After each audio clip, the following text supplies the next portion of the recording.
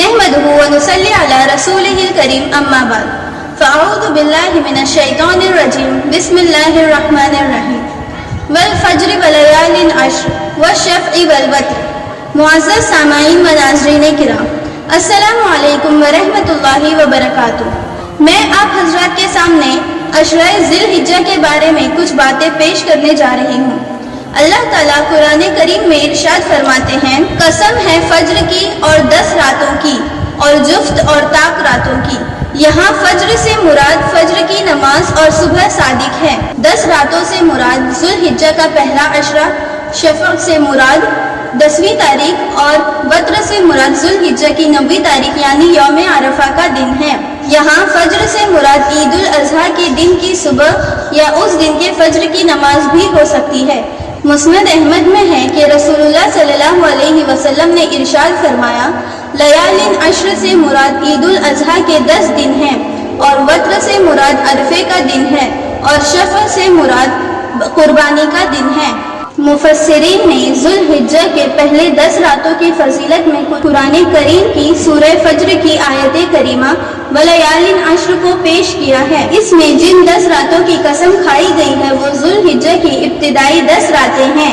اسی وجہ سے ان دنوں میں نیک اعمال کرنے کی ترغیب دی گئی ہے اور احادیث مبارکہ میں ان عبادتوں کی بہت زیادہ فضیلت بیان کی گئی ہے، چاہے یہ عبادات ذکر و اذکار کی صورت میں ہو یا نوافل و قیام اللیل کی صورت میں ہو یا روزوں کی صورت میں. احادیث مبارکہ سے معلوم ہوتا ہے کہ ذی الحجہ کے ابتدائی ایام میں ہر دن کا روزہ 1 سال کے روزوں کے برابر اجر رکھتا ہے اور بطور خاص یوم عرفہ یعنی 9ویں ذی الحجہ کا روزہ.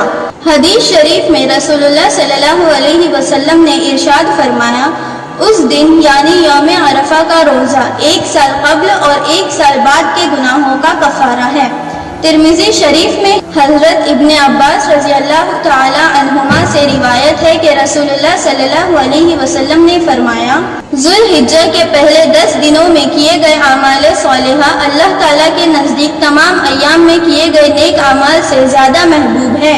صحابہ رضی اللہ تعالی عنہم نے عرض کیا، یا رسول اللہ، اگر ان 10 دنوں کے علاوہ اللہ کی راہ میں جہاد کروں تب بھی؟ آپ صلی اللہ علیہ وسلم نے فرمایا، ہاں تب بھی ان 10 دنوں میں کیے گئے عبادات اللہ کے نزدیک زیادہ محبوب ہیں. البتہ اگر کوئی شخص اپنی جان و مال لے کر جہاد میں نکلا ہو اور ان میں سے کسی بھی چیز کے ساتھ واپس نہ ہوا ہو یعنی شہید ہو گیا ہو تو یہ زیادہ افضل ہے. ایک اور حدیث میں ہے، حضرت ابو قتادہ رضی اللہ تعالی عنہ سے روایت ہے کہ نبی کریم صلی اللہ علیہ وسلم نے فرمایا، مجھے اللہ تعالیٰ سے امید ہے کہ عرفہ کا روزہ رکھنے سے 1 سال پہلے اور 1 سال بعد کے گناہ معاف فرما دیں گے. ایک اور حدیث میں حضرت ابو ہریرہ رضی اللہ تعالی عنہ سے روایت ہے کہ نبی کریم صلی اللہ علیہ وسلم نے فرمایا، اللہ تعالیٰ کے نزدیک ذی الحجہ کے پہلے 10 دنوں کی عبادت تمام دنوں کی عبادت سے زیادہ پسندیدہ ہے.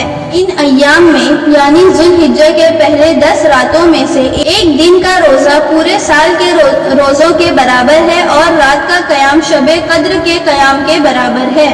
انہی فضائل کی وجہ سے صحابہ کرام رضوان اللہ علیہم اجمعین پہلے پورے عشرے کا روزہ رکھتے تھے اور حضرت عائشہ رضی اللہ عنہا کا بھی یہی معمول تھا.